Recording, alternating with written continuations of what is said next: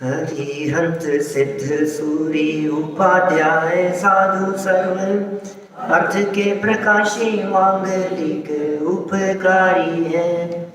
तिनको स्वरूप जान रागते वही जो भक्ति काय को नमाए सो तिनको उचारी है। धन धन तिन हित काज सब आज भये कर जोड़े बारे बारे वंदना हमारी है। मंगल कल्याण सुख ऐसो हम चाहते हैं। ओ मेरी ऐसी दशा जैसी तुम धारी है। ओ मेरी ऐसी दशा जैसी तुम धारी है। ओ मेरी ऐसी दशा जैसी तुम धारी है। क्षत्र चूड़ामणि नामक यह ग्रंथ और इस ग्रंथ के आधार से जीवनधर कुमार के द्वारा काष्टांगार को मार दिया गया। कितना सुंदर प्रसंग पिछले प्रकरण में इंदौर जाने के पहले अपना यहाँ चला था। युद्ध के लिए स्वयं काष्टांगार ने ललकारा और कुछ राजा जीवनधर कुमार के साथ हो गए और कुछ काष्टांगार के साथ हो गए। और नीतिकारों ने एक गजब की बात कही थी कि कोई व्यक्ति जीवन में कैसा भी पापी क्यों न हो, अपराधी क्यों न हो, उसको भी चाहने वाले समर्थक लोग मिल ही जाते हैं।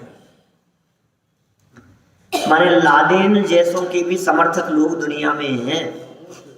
पापी से पापी व्यक्ति जो दुनिया में हो उनका भी समर्थन करने वाले लोग हो जाएंगे।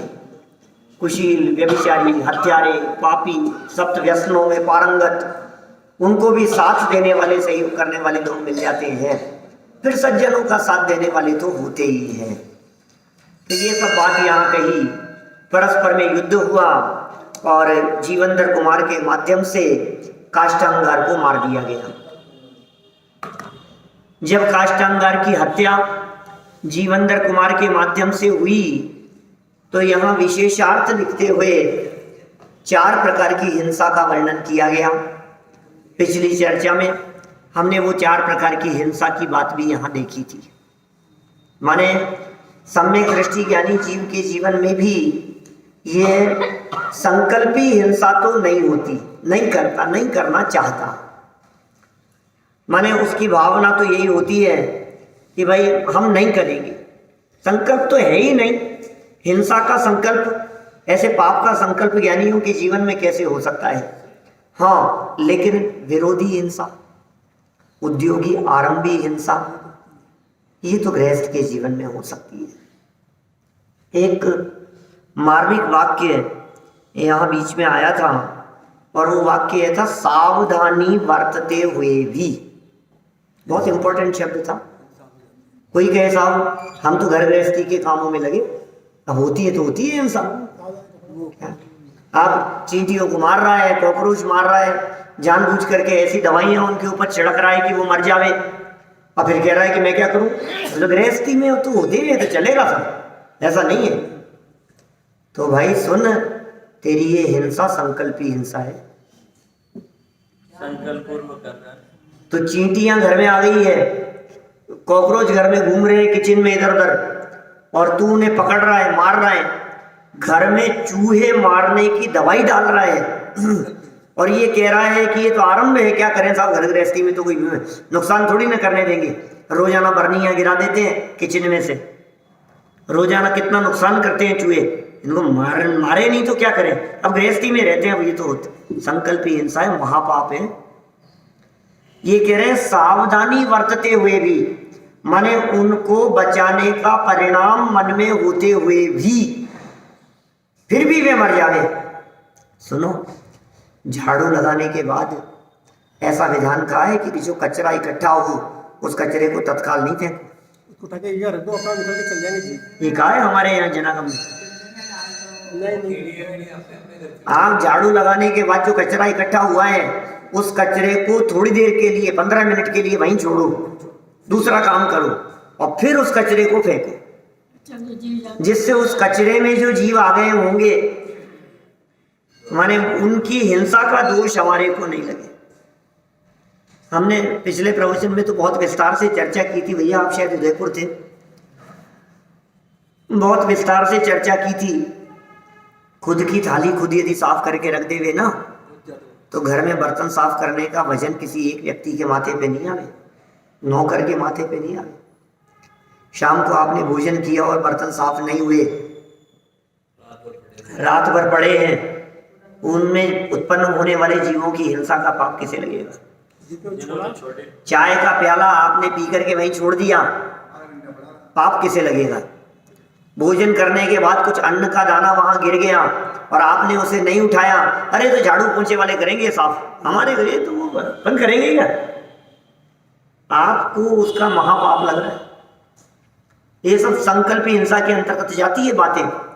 वो आटे के मुर्गे वाली कहानी तो आपने सुनी होगी, काटने वाली, संकल्पी हिंसा का पाप है, एकदम निर्जीव है ये। तो ऐसे ऐसे तक विद्वानों के माध्यम से चर्चाएं खूब सुनी है बचपन में। ये जो शुगर के जो आते थे ना, ये शेप वाले खिलौने, जुगल जी बाबूजी तो खूब बोलते थे, करवा चौथ पे माने ये मिलते हैं ये दिवाली के समय में, अभी इसी सीजन में, मौसम में, तो वो सब अलग अलग शेप में बच्चों को बहुत पसंद होते हैं। मछली के शेप का, इसके शेप का, जानवरों के शेप का, हाथी, गायों के शेप का, बकरियों के। संकल्प हिंसा का पाप लगता है। घर में यदि आपके चद्दर वगैरह भी हो, बेडशीट वगैरह भी, वो इस तरह की प्रयोग में नहीं ली जानी चाहिए जिन पे इस तरह के फिगर बने हुए हों, जीव जंतु बने हुए हों। उनके ऊपर चलने का, उनके ऊपर बैठने का, ये सब दोष इस तरह के लगते हैं। तो बहुत सावधानी रखें भाई, कुल मिला करके जितनी सावधानी रख सकें। आप देखो अनजाने में ही छोटे छोटे बच्चों को आप वो शुगर वो खिलाने के बहाने वो उनके दिलो दिमाग में इतनी निर्दयता और निर्ममता उनके दिलो दिमाग में घर कर रही है कि मछली खाने में तो क्या हो गया, हम तो खूब खाते थे बचपन में। वो माइंड सेट होता है उस तरह का, अरे मैंने इसकी टांग तोड़ दी, मैंने इसकी गर्दन तोड़ दी। तो अनजाने में ही दिलो दिमाग में इस तरह की भी बातें धीरे धीरे करके घर करती चली जाती है। इसमें क्या हो गया? फिर वो असली को भी जब कभी होना ऐसे प्रसंग, तो वो उनको वो दया नहीं आती, करुणा का परिणाम नहीं रहता, संवेदनशील नहीं रह पाते। इसलिए बहुत सुंदर बातें, भले ही निर्जीव हो उसके बावजूद भी कह रहे हैं हम ये बात, निर्जीव होने के बावजूद भी ऐसा प्रयोग में नहीं लिया जाना चाहिए। सावधानी की बातें, जितना सावधान रह सको तो अपने जीवन को पवित्र और निर्मल बनाने की बातें जितना बन सके उतना अच्छा है। फिर उद्योगी हिंसा, व्यापार आदि में, इसमें भी बात सावधानी बरतते हुए रखना। कोई व्यक्ति हिंसा का ही व्यापार करे, कि साहब उद्योगी हिंसा की बात कर रहे हो आप तो। अब उद्योग में तो हिंसा होती है, लेकिन भाई तू व्यापारी चमड़े का कर रहा है, ये थोड़ी नहीं चलेगा। नहीं साहब ये तो उद्योग है, अब क्या करें। ये तो बूचड़ खाने खोलने वाले लोग ये बातों को सुन करके ये बात कहे कि साहब ये तो उद्योगी हिंसा है। मूर्ख, उद्योगी हिंसा है, कैसी बात कर रहे हैं? संकल्पी है। तूने ऐसा व्यापार क्यों चुना, तूने ऐसा बिजनेस क्यों चुना? अरे हमने ऐसे ऐसे साधर्मियों को देखा है जिन्होंने कंपनियां छोड़ दी अच्छी अच्छी पोस्ट पर से। उन्हें मालूम चला कि इस कंपनी के जो प्रोडक्ट बनते हैं वो हिंसा से बनते हैं। बहुत बड़ी बड़ी कंपनियों में जहाँ जॉब करते हैं, माने 30-30, 40-40 लाख का जिनका पैकेज, 60 लाख का जिनका पैकेज साल भर का, माने ऐसे लोगों ने जब मालूम चला कि हम जिस कंपनी में जॉब करते हैं ये कंपनी ऐसी जगह पर भी इन्वेस्ट करती है जहां नॉनवेज प्रोडक्ट में पैसा जाता है, उन्होंने जॉब छोड़ दी। ऐसे कई चेहरे हैं मेरे दिमाग में मुमुक्षु समाज में। हमें नहीं चाहिए ऐसा पैसा, जो पैसा ऐसी हिंसा की चीजों के माध्यम से कमाया जाता। ऐसी कंपनियों में इन्वेस्ट नहीं करेंगे, ऐसे प्रोडक्ट बनाने वाली कंपनियों के साथ में डील नहीं करेंगे, उनके साथ में बिजनेस नहीं करेंगे। हमारा पैसा वहां नहीं जाना चाहिए, ऐसे पाप की कमाई का पैसा हमारे पास में नहीं आना चाहिए। मुझे तो आपके जो मंदिर है गुमानी राम जी का मंदिर, वहाँ के वो सब नियम पुराने याद आते हैं, कितने फॉलो होते हैं आज तो पता नहीं मुझे, लेकिन इतनी पवित्रता का ध्यान उस जैन मंदिर में रखा जाता था कि किसी के भी यहाँ की पाप की कमाई का पैसा इस मंदिर में नहीं लगना चाहिए। मंदिर में गुल्लक नहीं, मैं इस बदीचंद जी के मंदिर की बात कर रहा हूँ जहाँ मोक्ष मार्ग प्रकाशक अपने रखा हुआ है। गुमान पंथ हमनाएं जहाँ चलती थी, टोडरमल जी के सुपुत्र गुमानी राम जी बहुत दृढ़ थे सिद्धांतों के, वे वहां व्याख्यान किया करते थे, हमने भी किए परसों वहां व्याख्यान। तो माने कैसे लोग, कैसे विचार, सिर्फ मंदिर के पंच लोग जो हैं, अपने जो शुद्ध सात्विक, अपने जो परिवार हैं इस मंदिर से जुड़े हुए, उन्हीं का पैसा लगेगा, हमें नहीं चाहिए किसी बाहर वाले का पैसा। गुल्लक ही नहीं मंदिर में, क्यों रखें गुल्लक ये बताओ? कोई भी कहीं से भी कुछ भी कमाएगा और पाप का पैसा यहाँ ला करके डालेगा। हम जिन मंदिर में वो पाप की कमाई को क्यों भुगतेंगे हम? पंखा भी अभी पानी के हाँ, पंखे नहीं थे मंदिर में, अभी 10 सालों के अंदर भी लग गए होंगे जब भी।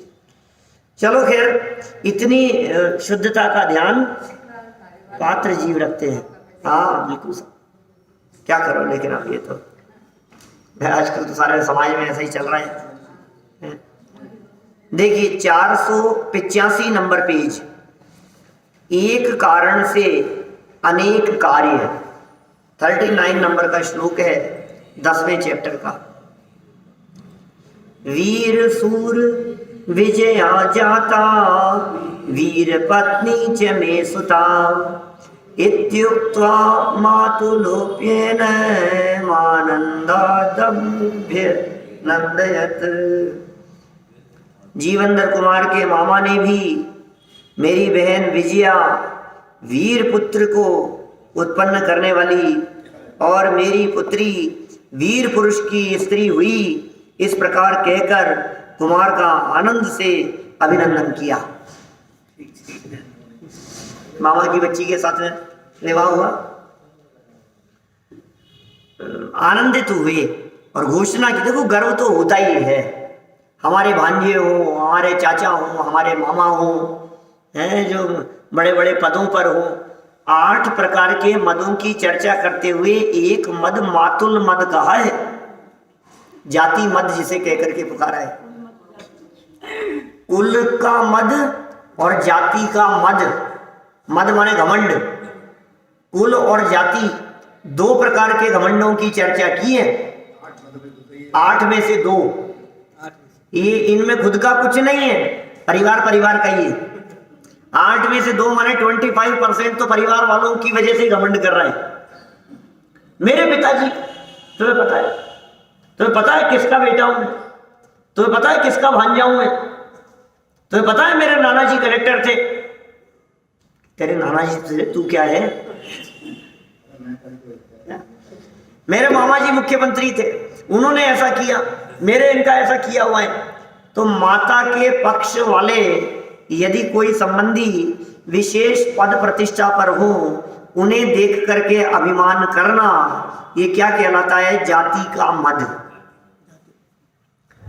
और अपने पिता के पक्ष में चाचा, ताऊ, दादा, दादाजी के भाई के बच्चे हैं, सब कुटुंब में कहीं कोई ऐसा हो और उनका अभिमान करे, वो कहलाता है कुल का मद, घमंड।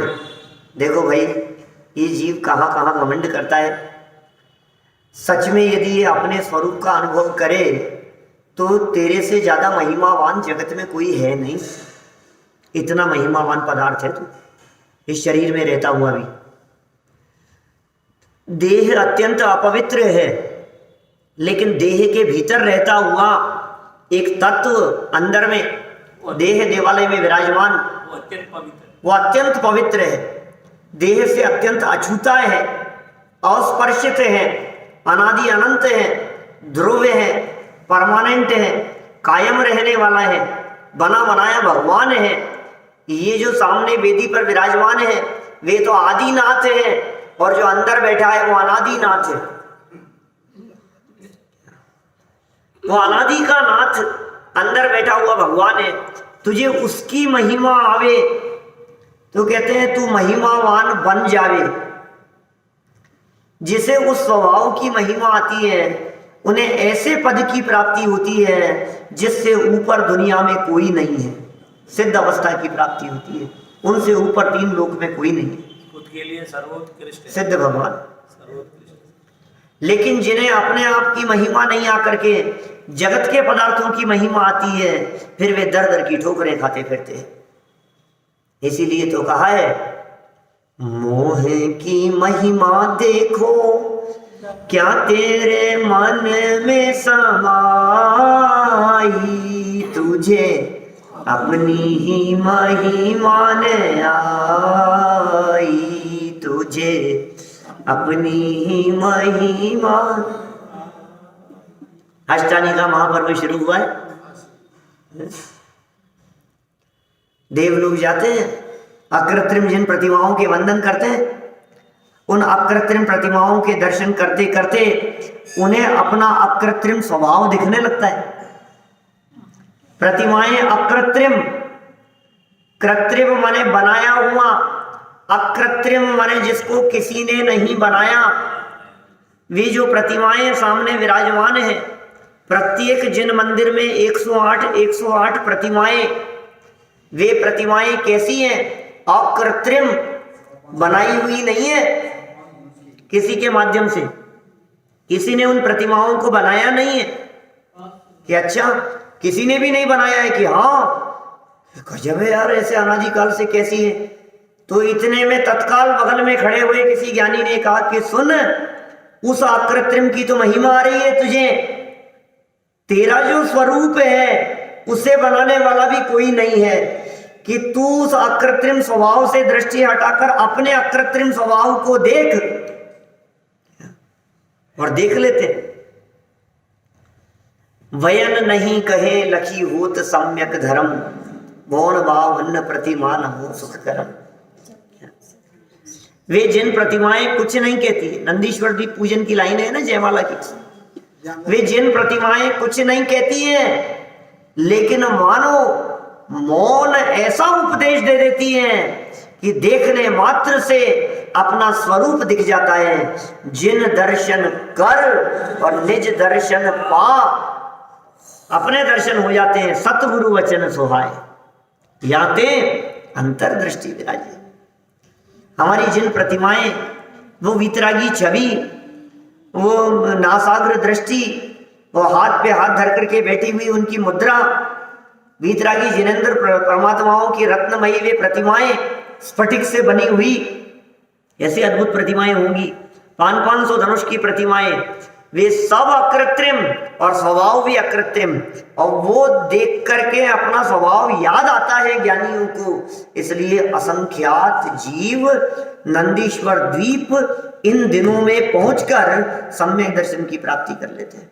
असंख्यात देव ऐसे हैं। अभी किसी ने पूछा मुझसे कि साहब और भी जगह पर जाते हैं क्या? सुमेरु पर्वत के चैत्यालयों पर, मानुष उत्तर के चैत्यालयों पर, पंचमेरु के चैत्यालयों पर जाते हैं, सब जगह पर जाते हैं देवलोग। जिसका जैसा भाव बन जाए। तो फिर साहब ये तो नंदीश्वर की बात आती है विशेष रूप से, तो कि हाँ मुख्य रूप से वहां जाते हैं, और क्या है, मुख्य रूप से वहां जाते हैं, सामान्य रूप से और असंख्यात है ना। बहुत बाहुल्यता से तो जीव नंदीश्वर दीप जाते हैं वंदना के लिए, और जिनका फिर जैसा भाव होता है फिर सब जगह पर जाते हैं। चारों प्रकार के देव, भवनवासी, व्यंतर, ज्योतिष, वैमानिक, चारों प्रकार के देव नंदीश्वर दीप में जाते हैं। और पता है आपको 6-6 घंटा एक दिशा में एक प्रकार के देव, जैसे नंदीश्वर दीप में 13 जनालय है ना, हम लोग तो बीच में बैठे हुए नंदीश्वर दीप वाला प्रवचन सुनना। एक यहां भी किया था मैंने, नक्शा लगा करके नंदीश्वर दीप की रचना वाला, और वहां कहाँ किया था, सिंगापुर में भी किया था, वहां भी नक्शा लगाया था उन्होंने, तो वहां भी किया था। दोनों वीडियो प्रवचन है, डाल देंगे अरुण जी, वैसा भी देख लेंगे, कर लेंगे।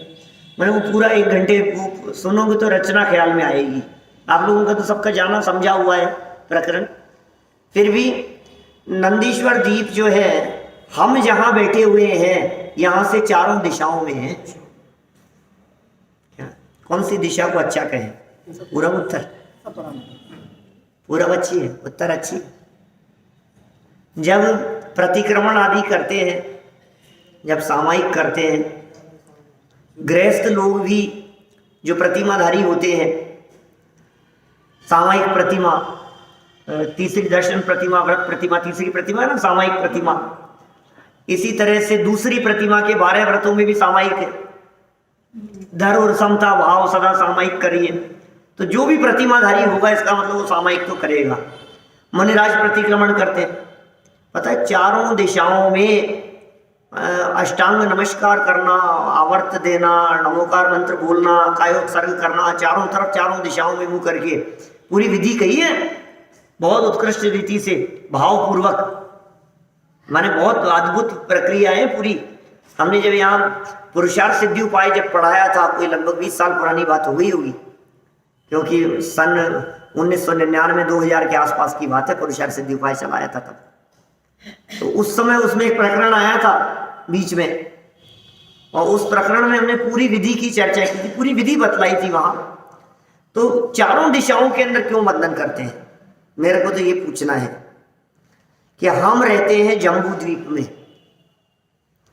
इस जम्बू द्वीप के चारों तरफ फिर लवण समुद्र, फिर उसके चारों तरफ दात की गंड, फिर चारों तरफ कालो नदी, फिर चारों तरफ पुष्कर, फिर पुष्करवर समुद्र, फिर वारुणीवर द्वीप, फिर वारुणीवर समुद्र, फिर क्षीरवर द्वीप, फिर क्षीरवर समुद्र, फिर धृतवर द्वीप, फिर धृतवर समुद्र, फिर इक्षुवर द्वीप, फिर इक्षुवर समुद्र, फिर उसके बाद में नंदीश्वर द्वीप। ऐसे राउंड शेप में हमारे चारों तरफ। तो नंदीश्वर द्वीप के 13 जिनालय तो है इधर, और 13 है इधर, 13 इधर है और 13 इधर है। हम जहां बैठे हैं यहां से चारों दिशाओं में 13 थे। तो जो वैमानिक देव जो होते हैं वो पूर्व दिशा के अकृत्रिम जिनालयों की वंदना शुरू के 6 घंटे करते हैं। जैसे ही चालू हुआ ना, ये समय शुरू हुआ पर्व का, वे वहां होंगे पूर्व दिशा की तरफ। फिर बाकी फिर ये बाकी 3 दिशाओं के अंदर व्यंतर ज्योतिष वैमानिक, व्यंतर ज्योतिष भवनवासी, भवनवासी व्यंतर और ज्योतिष, ये बाकी 3 दिशाओं में है। अब अलग अलग दिशाओं में है। 6 घंटे पूरे हो गए तो वो जो थे पूर्व वाले वो आ गए दक्षिण की तरफ, दक्षिण वाले आ गए पश्चिम की तरफ, पश्चिम वाले चले गए उत्तर की तरफ, और उत्तर वाले जो थे वो चले गए तुरंत सेकंडों में पूर्व की तरफ। सबकी दिशा बदल गई। फिर 6 घंटे बाद में फिर दिशा बदल गई, 6 घंटे बाद में फिर दिशा बदल गई। तो 24 घंटे में चारों दिशाओं के अकृत्रिम जिनालयों की वंदना पूरी हुई, बराबर। फिर नया दिन शुरू हो गया, तो नए दिन दोबारा फिर उसी जिनालय से बात शुरू कर दी। 8 दिन तक नॉन स्टॉप, बिना रुके हुए, 1 मिनट और सेकंड के भी अंतराल के बिना नंदीश्वर द्वीप में देव लोग विशेष रूप से भक्ति पूजन और आराधना करते हैं। बोलो, विशेष रूप से भक्ति पूजन आराधना करते हैं। तो ये सामग्रियां थोड़ी चढ़ते हो, इस तरह खाली भाव से करते रत्न चढ़ाते हैं, हो। सब होते तो माया में ही है, टिके तो रहेंगे नहीं, फिर किसको देंगे सब वो सामग्री चढ़ा करके? चढ़ी हुई सामग्री को कौन ले जाएगा? विलीन हो जाती है, मायामयी होती है, कल्प वृक्षों से प्राप्त होती है, चले जाती है, विलीन हो जाती है, उड़ जाती है कपूर की तरह। बहुत भक्ति भाव से वहां पूजन भक्ति आराधना करते हैं। ये वो पर्व के दिन चल रहे हैं अभी। हाँ, देवियां देव सभी लोग मिलकर के जाएंगे, असंख्यात देव जाते हैं। अब ये तो हो गई मुख्य स्थान। अब बाकी स्थानों पर भी जैसे देखो, आपसे ये पूछा जावे दीपावली के दिन, भगवान महावीर निर्वाण दिवस के दिन यहाँ का राजस्थान का क्या माहौल रहता है, तो कोई चर्चा करते हुए कहे पता है आपको, सब लोग मिलकर के महावीर जी जाते हैं, राजस्थान के लोग महावीर निर्वाण दिवस मनाने के लिए सब इकट्ठे होकर के वहां जाते हैं। अब इसमें कितनी सच्चाई है बोलो? अभी कही है तो उसने बहुमान से कही है, और बात झूठ भी नहीं है। बात ऐसी है कि वहां का जाकर के माहौल देखो तो आपको पता लगे कि इस जैसा माहौल राजस्थान में दूसरे किसी जिन मंदिर में नहीं है। इस अपेक्षा से ये बात कही है, बाहुल्यता की अपेक्षा से, कि वहां आपको पैर रखने की भी जगह ना मिले, ऐसी स्थिति रहती है। छुट्टियां हो जाती है, लोग वहां पहुंचते हैं, भगवान, अरे महावीर जी और महावीर भगवान प्रकट हुए और महावीर भगवान का निर्वाण दिवस और वो मेला लगता है, ऐसे महावीर जयंती के दिन भी यही माहौल रहता है वहां। मैंने राजस्थान इसलिए लिया है क्योंकि सब ये आसपास के क्षेत्र है ना सब, तो सबको लगता है महावीर जी चलो, महावीर जी चलो, महावीर जी चलो, ऐसा। बाकी दूर वालों की तो क्या बात करें। लेकिन मैं आपसे पूछता हूं, क्या वहां के अलावा बाकी जिन मंदिरों में लोग नहीं जाते हैं? बाकी जिन मंदिरों में भी विशेष रूप से जो महावीर स्वामी का मंदिर हो, आज समझ लो आपने गोपाल जी के रास्ते का मंदिर है काला डेरा वाला, तो विशेष लोग वहां पहुंचते उस दिन दर्शन करने की भावना से। तो इसी तरह से अकृत्रिम जिन चैत्यालयों की वंदना के लिए मानुषोत्तर पे भी जाते हैं, पंचमेरुओं पे भी जाते हैं, लेकिन सबसे ज्यादा संख्या में देवगति के जीव नंदीश्वर पहुंचते हैं। इसलिए नंदीश्वर द्वीप की विशेष महिमा दिखती है। फिर एक बात और है, नंदीश्वर द्वीप के सारे जिनालय उत्कृष्ट जिनालय हैं, चाहे वे अंजनगिरी के हों, चाहे दधिमुख के हों, चाहे रतिकर के हों। रतिकर पर्वत के ऊपर भी जो जिनालय हैं वे भी बहुत विशेष हैं, उत्कृष्ट हैं, उत्कृष्ट हाइट है, उत्कृष्ट हाइट के जिनालय, तो माहौल अलग तरह का है वहाँ का। अब बाकी जैसे देख लो आप जम्बू शालमली वृक्ष है, तो वो इतने ऐसे छोटे छोटे से जिनालय है, वहाँ साइज में फर्क है साहब। अकृत्रिम चैत्यालय भी 5 प्रकार के कहे गए हैं शास्त्रों में। तो 5 प्रकार के अकृत्रिम चैत्यालयों में सर्वोत्कृष्ट अकृत्रिम चैत्यालय वो नंदीश्वर द्वीप के सभी 52 जिनालय उत्कृष्ट ही है। ऐसा देखिए। खैर, तो यहाँ तो बात क्या चल रही थी, अभिमान को छोड़ने की बात कह रहे हैं। उसको अभिमान हुआ थोड़ा सा किसे देख करके, अरे मेरा भांजा, मेरा भांजा है, मेरी बहन का बेटा है, नाम रोशन करेगा, तो अपनी बहन का बेटा है। और इतना ही नहीं, मेरी बेटी का हस्बैंड भी है, इतना शूरवीर, और अब तो राजा होने वाला है। अभी तो काष्टांगार को मार दिया है उसने। देखिए, आनंद से अभिनंदन किया। दूसरे राजा लोग भी थे ना, सभी के बीच में खूब अभिनंदन किया गया। सरलार्थ मामा गोविंद राज अपने भांजे जीवंदर कुमार से कहते हैं कि हे भगिनी सुत, आपने आज युद्ध में विजय प्राप्त की है, अतः मेरी बहन वीर माता हो गई। तू तो वीर हो गया और मेरी बहन वीर की माता हो गई, विजया। और मेरी कन्या भी वीर भार्या हुई है। मैं तुम्हारा हार्दिक अभिनंदन करता हूं, अभिनंदन करता हूं। विशेषार्थ, युद्ध में जीवंदर कुमार ने विजय प्राप्त की है, यह तो एक कारण हुआ, और कार्य अनेक हुए हैं। कार्य तो एक हुआ है, विजय प्राप्त करना, और कारण क्या है? कार्य अनेक हुए हैं। कारण एक और कार्य अनेक। इससे पता चलता है कि एक निमित्त रूप कारण से ही अनेक नैमित्तिक कार्य होने कहने का व्यवहार चलता है। क्या देखो, एक व्यक्ति का विवाह संपन्न होता है और कितने लोगों को पद मिल जाता है। एक घर में एक छोटे से बालक का जन्म होता है, क्या, और बालक का जन्म होते ही मैं मौसी बन गई, मैं चाचा बन गया, मैं नाना बन गया, मैं दादा बन गया। क्यों साहब? आप दादा बने, तो आप दादा बने तो आप में क्या क्या क्या परिवर्तन हुआ? नहीं, आप बने ना, बुढ़ापे का एहसास है? नहीं, मतलब आप में क्या परिवर्तन हुआ ये बताओ। दादा एग्जाम्पल देते हैं कि बहू के को तब बेटा हुआ है तो मैं दादी बन गई, तुम्हारे क्या हुआ? कि क्या बात कर रहे हो, मेरे पोता हुआ है, कि तुम्हारे पोता हुआ है, कि कब, कि अभी हुआ है 2 घंटे पहले, तो तुम यहां क्यों घूम रही हो, तुम तो जाओ बिस्तरों पे लेटो। कि नहीं मेरे क्या हुआ है, कि तुम्हारे क्या हुआ है, तुम्हारे तो पोता हुआ है ना, कि नहीं नहीं मेरे पोता हुआ है लेकिन मेरे कुछ नहीं हुआ है। किसके हुआ है, बहू के बेटा हो तो क्या कहलाता है, पोता हुआ, लेकिन हुआ क्या, एक बालक का जन्म होने पर कोई मामा हो गया, कोई चाचा हो गया, कोई नाना हो गया, कोई दादा हो गया, ये माँ हो गई, ये मौसी हो गई, ये दादी हो गई, ये चाची हो गई, सोने की नसीब चढ़ाते, फर्क होता, सोने की नसीब नहीं चढ़ा रहे हैं, सब आयोजन है, पधारना है आपको भी मंदिर में, नसीब नहीं चढ़ेंगे, किस किस नसीब नहीं चढ़ाते हैं, बस वो नसीब ने भी कहा, वो एक सोने की क्या एक लाइन बस, और वो क्या उसके पैर अड़ा दो बस, हाँ बस चढ़ लिए,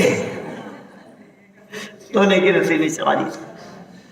कि कितने तरह के व्यवहार चलते हैं, तो कारण एक और अनेक कार्य होने का व्यवहार लोक में चलता है, ऐसा कहा जाता है। समाज में लोक व्यवहार में इस तरह की परंपराएं प्रसिद्ध है। देखिए, सामंतिक राजाओं के व्यवहार में परिवर्तन, व्यवहार में परिवर्तन क्या हुआ भाई, समन्ततः समायाताः सामन्तास्तं शिशेविरे समोहि नाट्य सव्यानां संपदां च लयोदयौ। फिर चारों ओर से आए हुए छोटे छोटे देशों के राजा उनकी सेवा करने लगे। अरे साहब आप तो, अरे आप तो, अभी तक जो समझ रहे थे ये लड़का साधारण सा छोटा सा नई उम्र का लड़का है, पहली पहली बार आया लगता है ऐसे आयोजनों में, ये क्या करेगा, कुछ नहीं। और फिर देखो आप, सबको पीछे छोड़ करके चंद्रक यंत्र को कितना फुर्ती से उसने भेद दिया था। निश्चय से नाटक के सभ्यों अर्थात दर्शकों के लिए नाटक के पात्र की संपत्ति का नाश और उदय तुल्य होता है। क्या क्या कह रहे हैं, ये बड़ी गजब की बात कह दी। वापस पढ़ो नीतिकार क्या कह रहे हैं। निश्चय से माने घटना क्या होती है, नाटक के सभ्य माने दर्शकों के लिए, नाटक तो सामने चल रहा है, दर्शक बैठ करके देख रहे हैं, उनके लिए नाटक के पात्र की जो संपत्ति है, पात्र की संपत्ति, उसका नाश और उदय तुल्य होता है। देखने वालों को भी ऐसा होता है, अरे ये मर गए, वो इतना एक उसे अटैचमेंट जैसा फील करते हैं नाटक को देखने वाले भी। अब ये तो नाटकों की तो परंपरा ही धीरे धीरे सब खत्म और बंद जैसी होती चली जा रही है। कल किया था वहां, परसों इंदौर में, कल तो हम निकले ना, टोडरमल से टोडरमल नाटक, टोडरमल जी का पूरा जीवन और उनका चित्रण, अपने ये जो मंदिर का जो फोटो है ना जो आपने खींचा था, उस फोटो को वहां स्क्रीन पर दिखाया, पीछे वो दृश्य टोडरमल जी का, टोडरमल जी बैठ करके व्याख्यान कर रहे हैं वहां। हाँ, टोडरमल जी पे हुई थी। टोडरमल जी का 300वां जन्म शताब्दी वर्ष, त्रिजन्म शताब्दी, त्रिशत 300वां, देखिए आप, जन्म शताब्दी वर्ष शुरू हुआ। ये कह रहे हैं नाटक के दृश्य, टीवी देखते देखते जो हालत होती है वो किससे छिपी है, सबकी होती है, किसी की कम किसी की ज्यादा। दिल तो आपका भी दहलता है मास्टर साहब, वो दृश्य देख करके आप भी विचलित हो जाते हो, इतने पीड़ित हो जाते हैं।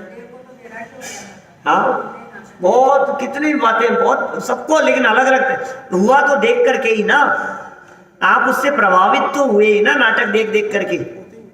मूवी देखते देखते आंखों से आंसू बहने लग जाते हैं, सीरियल देखते देखते लोग रोने लग जाते हैं, कितना कितना वो हो जाते हैं उससे प्रभावित, जबकि कुछ नहीं है। आभासी दुनिया है वो, हर शो में मरता है, बार बार में, हर शो में दोबारा जिंदा होता है।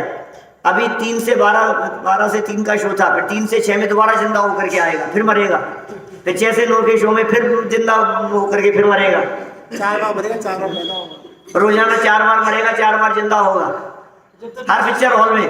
और हर नया देखने वाला व्यक्ति देख देख करके रोता रहेगा। सिर्फ नाटक ही तो है, उसका नाम है नाटक। नाटक, नाटक, नाटक, नए और साथ में जुड़ा है अटक, तो नए अटक, अटकना नहीं है। सोच समझ करके इस तरह के कार्यों के लिए नाटक शब्द रखा गया होगा जब कभी भी शुरू हुए। ये नाटक है, नाटक है मतलब हकीकत नहीं है, नाटक है मतलब असलियत नहीं है। अरे यार नाटक मत करो, अब बोलते बोलचाल की भाषा में भी ये क्यों नाटक कर रहा है, क्या इसको नींद आ नहीं रही है, सोने का नाटक कर रहा है। नाटक कर रहा है मतलब असलियत नहीं है, नाटक कर रहा है मतलब फैक्ट नहीं है। लेकिन ना समझ व्यक्ति उस नाटक के साथ अटैच हो जाते हैं। ये बात इन्होंने नीतिकारों के मुख में रख करके हमें कहने का प्रयास किया है। देखिए सरल अर्थ, स्वयंवर के निमित्त से आए हुए सामंतिक अर्थात चारों ओर के राजा युद्ध में काष्ठांगार के मरते ही अब जीवनधर कुमार की सेवा करने लगे, क्योंकि नाटक के रंगमंच पर होने वाले हानि लाभ की घटनाओं का अच्छा या बुरा प्रभाव दर्शकों पर होता ही होता है, होता ही है, होता ही नहीं है। अब ये कह रहे हैं कि वो जो फील उसने किया है वो ये फील नहीं करता, मतलब जैसा दिखाया जा रहा है दर्शक तो दर्शक मात्र है, तो ये नहीं है ऐसा कह रहे हैं। उदय तुल्य होता है, संपत्ति का नाश और उदय तुल्य होता है, ऐसा लिखा था ऊपर। तो अब ये कह रहे हैं इसका सरल अर्थ लिखते हुए कि घटनाओं का अच्छा या बुरा प्रभाव नहीं पड़ता दर्शकों को। प्रभाव नहीं मतलब कि तुम्हारी संपत्ति नहीं गई है, तुमने महसूस कर लिया ऐसा, ये तुम्हारी नासमझी है। देखो प्रत्येक मनुष्य अपना ही प्रयोजन सिद्ध करना चाहता है, उसे दूसरों के हानि लाभ से कोई मतलब नहीं होता। काष्ठांगार की पराजय पर मानो कुछ विशेष हुआ ही नहीं, ऐसी सहजता से सामंतिक राजागण जीवनधर कुमार की सेवा करने लगे। माने ये ऐसा दिखाना चाह रहे हैं कि एक व्यक्ति मर गया, उसके बावजूद भी तुम्हें प्रसन्नता हो रही है। एक व्यक्ति, एक राजा को जान से मार दिया गया, तुम्हारे हृदय में बिल्कुल भी संवेदनाएं नहीं है, नहीं प्रकट हुई, कोई बात नहीं, मर गया तो मर गया, देखने वाले मरना ही था ये तो। माने नाटक जैसे दृश्य देखते हैं ऐसा। तो जिस प्रकार नाट्य सभा के सभ्यों दर्शकों के हृदय में नाटक में दिखाए जाने वाले किसी के अभ्युदय और किसी के पतन को देखकर उन्हें कोई विशेष हर्ष विषाद नहीं होता, विरक्त लोगों को नहीं भी हो। विलेन के मरने पे कोई अफसोस नहीं होता। हाँ, विलेन के मरने पे कोई अफसोस नहीं होता। विलेन मर गया, क्या वो मर गया तो तुम्हें तकलीफ नहीं हुई? थोड़ी बहुत ही है। काम खराब कर रहा था तो मरना ही था। जिसने खराब काम किए हैं उसे मरना ही चाहिए, उसकी मौत पर भी अफसोस नहीं होता, दुख नहीं होता। अच्छा आदमी मर जाए तो तकलीफ होती है। देखिए आप आगे, उसी प्रकार उस समय स्वयंवर सभा में आए हुए अन्य सामंतिक राजा जो पहले काष्ठांगार की सेवा करते थे, भाई सच्ची बात तो ये है कि ये जो राजपुर नगरी है ना, उसके राजा की सेवा है। अब गद्दी पर कोई दूसरा बैठ गया तो उसके सेवक हो जाएंगे, व्यक्ति विशेष राजा की सेवा है। क्या करो आप कि साहब आप तो पहले काष्ठांगार की सेवा कर रहे थे, अब जीवनधर की सेवा क्यों करने लगे? उसको तो मारा है इन्होंने कि नहीं राजा है भाई साहब राजपुरी नगरी का। क्या माने जो IAS ऑफिसर होते हैं बड़े बड़े, क्या करेंगे? आज ये मिनिस्टर है कांग्रेस का, उसकी सेवा में लगे हैं, कल मिनिस्टर बदल करके बीजेपी का आ गया, सेवा करेंगे। वो उसकी सेवा करेंगे। और जगन्नाथ पहाड़िया को पूछता ही नहीं आज। क्या जगन्नाथ पहाड़िया याद रहेगा नाम, कोई नहीं पूछता है। राजस्थान का मुख्यमंत्री था राजेश जी साहब, आपको पता है क्या? कांग्रेस का ही था वो भी। अशोक जी करो तो मिलने नहीं गए वो। बोलो क्या नहीं जिंदा है। जिंदा है साहब, चलो कोई बात नहीं। ये कह रहे हैं काष्ट उसी प्रकार उस समय स्वयंवर सभा में आए हुए अन्य सामंतिक राजा जो पहले काष्टांगार की सेवा करते थे, अब वे काष्टांगार के युद्ध में मारे जाने पर विजेता जीवंदर कुमार की सेवा करने लगे। उन्हें युद्ध के परिणाम पर कोई विशेष हर्ष विषाद नहीं हुआ। कैसे नहीं हुआ हर्ष विषाद? तो एग्जाम्पल दे दिया, दर्शकों के समान, देखने वालों के समान। सड़क पे कोई मरो कोई मरो। वो लोग सेवा करनी है, कर लेंगे। हाँ, जैसे जो कोई व्यक्ति ऐसे देखने वाले दर्शक होते हैं ना, उन्हें कोई फर्क नहीं पड़ता, कह रहे हैं वो ना, मान के ही चलते हैं। कोई और नरक हमें क्या हानि। हाँ, तो इस तरह की बात यहाँ यह कही गई। अब फिर आगे ये सब प्रवृत्तियां राजाओं की होने पर जीवंदर कुमार की क्या विशेष प्रवृत्ति हुई, उसका वर्णन फिर आगे किया जा रहा है। इसकी चर्चा कल